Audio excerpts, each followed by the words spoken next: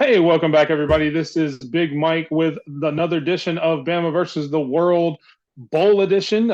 We have the All-State, I think it's still called the All-State Sugar Bowl. There's a lot of different sponsors nowadays. I think there's like 75 Cheez-It Bowls. I'm not real sure, but I know it is the Sugar Bowl still. We have Alabama versus K-State. So for Bama versus the World, as always, we have Mr. Bama flexing down there at the bottom. How you doing tonight? Yes, sir. I'm doing fantastically splendid on this beautiful Friday evening. How you doing, Big Mike? I'm doing good. It's all sweet here, so I'll join in with all the bowl puns and go with some of that and say it's a sweet life here. We also have coming in Mr. K-State, and I apologize, I'm not familiar with you. Are you the Cougars? I believe so. You go by Mr. Thundercats. You can just call us the Big 12 champs. That's what we are.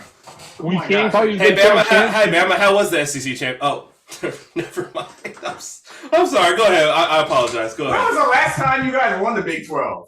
This year. Before this year, fool.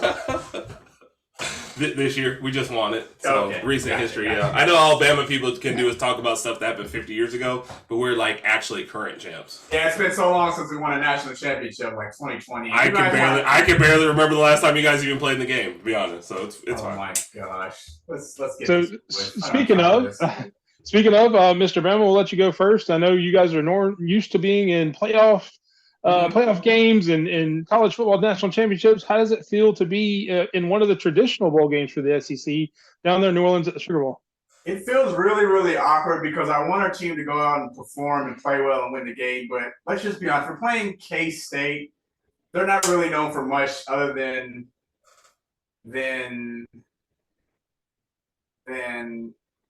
I don't know what they're known for other than winning the Big 12 once, like in a century. But I mean, I think we're going to go ahead and win the game. We were a 7-point favorite. Bryce is playing. Will Anderson's playing. Got our leaders for the team playing. I know they got that little running back that Dougie Vaughn or Deuce Vaughn. I'm sorry, Deuce Vaughn. Little fast guy, but if we hit him and knock him down a couple times, we're going to slow him down. And other than that, I don't see any threats coming from K-STAT.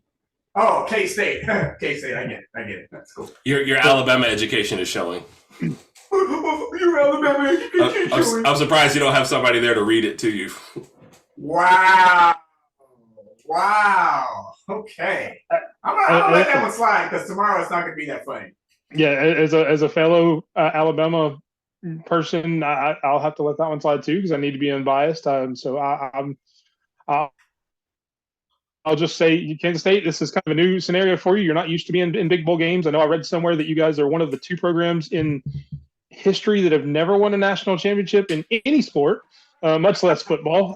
But so, how does it feel being in this new experience of a New Year's Day bowl? They've never won a national championship. I haven't. Look, why are we bringing up old stuff? I just have really one question: how certain are we? Like, I understand that we see the reports.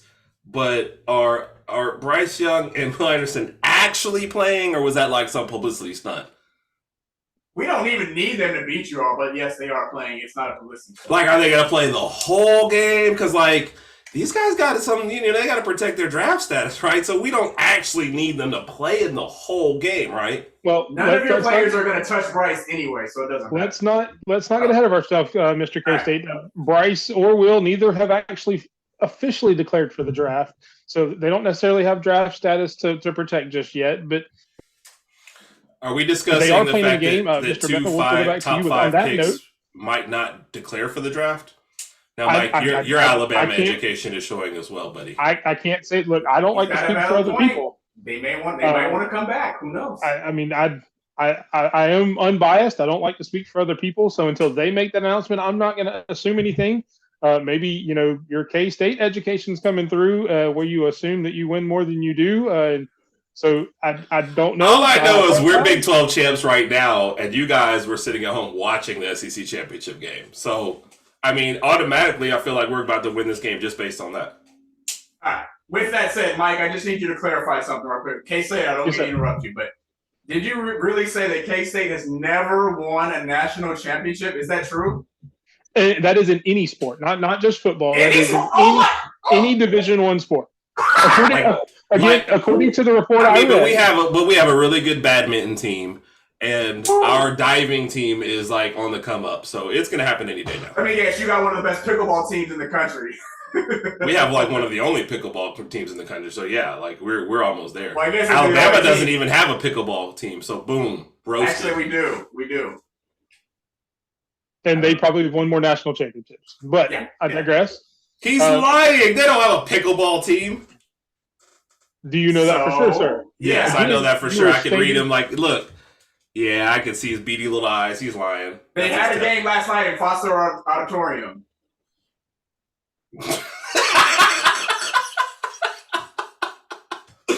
Yeah, he's Anyway, definitely. You not- look like not a to get trustworthy to- kind of guy.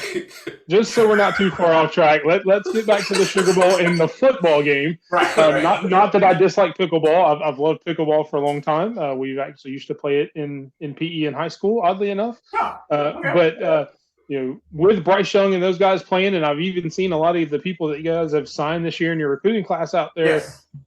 Actually, the number one recruiting class. Practicing and it is the number one recruiting class. So how are you guys more preparing for the future in this game, or are you more preparing just for this game?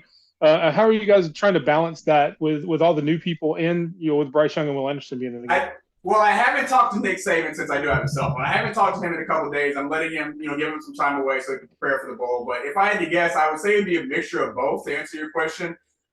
With that said, I'm assuming that Bryce will play first half, but once we get to a point where we're up 21, 28 points, I think that's when you go ahead and put in the future quarterback, whether it's going to be Milroe or Ty Simpson, just to see what they can do. Because we all know Ty Simpson hasn't really got a lot of snaps being the third string quarterback.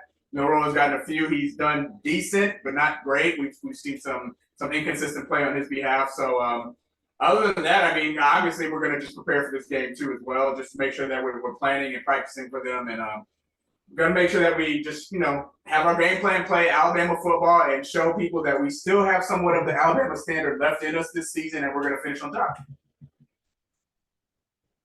Well, thank you very much. And to give equal time, Mr. KState, Mr. Cougars, same question. I'm not sure if you have people going in the draft or even if you have recruits. But if you do, how are you trying to balance that act as far as planning for the future and planning for this game as far as a bowl game? Let's be honest, Mike. I don't even know if we have a recruiting class coming in. So that's just kind of K-State football. Our whole goal is to win this game and ride the wave of that for like the next 10 years. Big 12 champs and beating Alabama will probably be the best thing that we've ever done. So that's all we're focused on. We're focused on the game.